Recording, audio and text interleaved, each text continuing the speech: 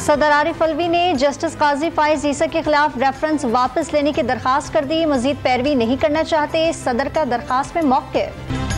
पाक ईरान सरहदी इलाके केच में दहशतगर्दों का सिक्योरिटी फोर्सेस पर हमला, 4 जवान शहीद हो गए। ISPR के मुताबिक फायरिंग सेक्टर में सरहद पार से की गई।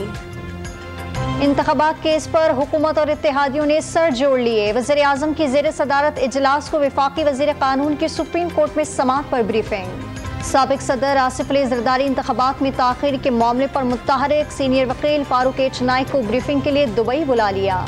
इमरान खान की हिदायत पर परवेज़ इलाही का MQM पाकिस्तान समेत मुख्तलिफ जमातों के रहनुमाओं से राब्ते, मौजूदा मुल्की सियासी सूरत हाल पर गुफ्तगू। कराची के इलाके अजीज़ाबाद में मुबैना पुलिस मुकाबले के दौरान मुलजिम जख्मी हालत में गिरफ्तार, एक साथी फरार, असलहा और मोटरसाइकिल बरामद कर ली गई। और सोने की फ़ी तोला कीमत में 400 रुपये की कमी, फ़ी तोला कीमत 2,08,300 रुपये हो गई।